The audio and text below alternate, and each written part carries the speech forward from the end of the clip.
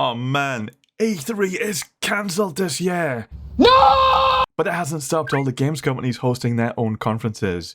Sony have just snuck out their latest showcase 2 weeks earlier than all the other games conferences, possibly in a strategic move to stand out and get ahead of the crowds of other games companies. Pretty good showcase from PlayStation and Sony. I'm going to start with talking about Final Fantasy. We do love Final Fantasy over here. We got a new trailer for Final Fantasy XVI, which doesn't show too much new stuff. To be honest, I'm glad we didn't see much because I feel like we've already seen way too many spoilers in the trailers so far. But they did show more of the Godzilla-like summon fights. A lot of people were predicting that a demo for 16 would be announced, and it was not. There was no demo. Also, Final Fantasy VII Rebirth was not present at the showcase, which might be a little surprising considering they're still pushing for a winter release, and we've seen very little so far. There's currently no plans for a Square Enix conference, and this might support my prediction on Rebirth being delayed. Okay, there was quite a lot of cool stuff. My favourite new reveal was out of nowhere, Phantom Blade Zero. At first I thought it might be Ghost of Tsushima 2, or I was getting very light Sekiro vibes. But it is this entirely new game, Phantom Blade Zero, from its Beijing developers, S-Game. It looks like it might be a Souls-like, but from the developers it sounds like it's going to be a bit faster paced, and they are aiming for sleek and breathtaking combat inspired from kung fu movies from the 90s. I think what made this really exciting was all the gameplay they showed. There were quite a lot of games revealed just entirely through a cinematic, and I'm just left wondering, what genre of game even was that? It was just a cinematic, but Phantom Blade Zero was showing all the gameplay and it was blowing me away. It's coming to PC as well as PlayStation. The protagonist is cursed and he only has 66 days to live, and I'm wondering if that's going to tie into gameplay in some way, or if that's just going to be a story element. Phantom Blade Zero has my attention and I'm looking forward to seeing and hearing more about this game. Hey, quick plug, I'm trying to grow the channel, I'm trying to reach 10,000 subs, so any help would be greatly appreciated. Thanks! Now, another game revealed entirely through a cinematic was a very slow scroll through a jungle swamp, focusing in on all the wildlife.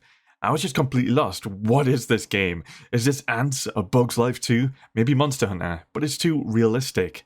And eventually, in the darkness of the swamp, in camouflage, was Big Boss. And I yelled out, Metal Gear Solid 3! And no, I was just complaining that some games didn't have any gameplay.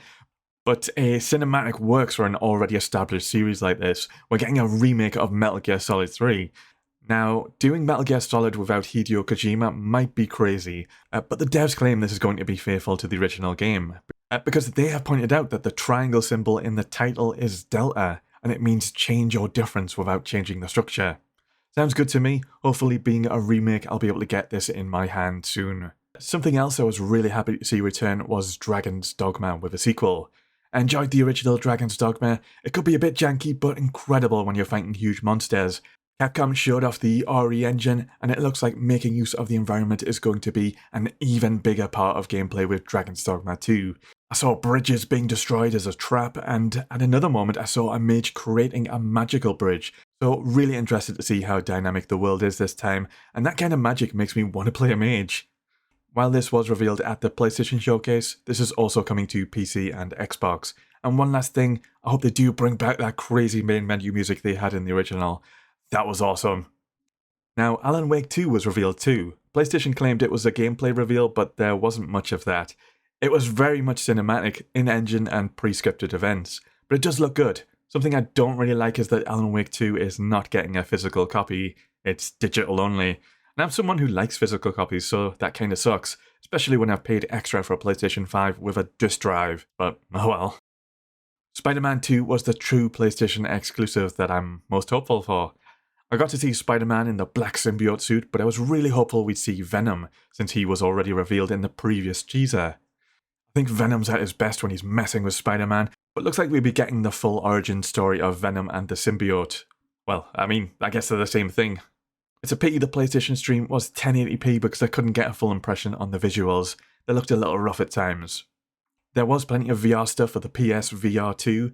I think Resident Evil 4 in VR looks really fun, and I'd love to play that, but like with the previous Resident Evil VRs, there's no PC version, and I just can't fork out so much money for another VR headset just for the PlayStation 5.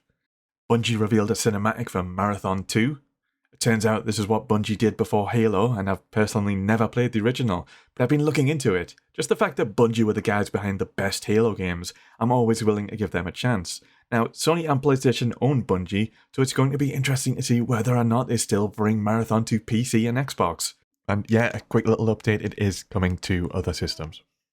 Let me know what you thought of the PlayStation Showcase, and are there any new games you're looking forward to? Those have been my highlights. Peace for now.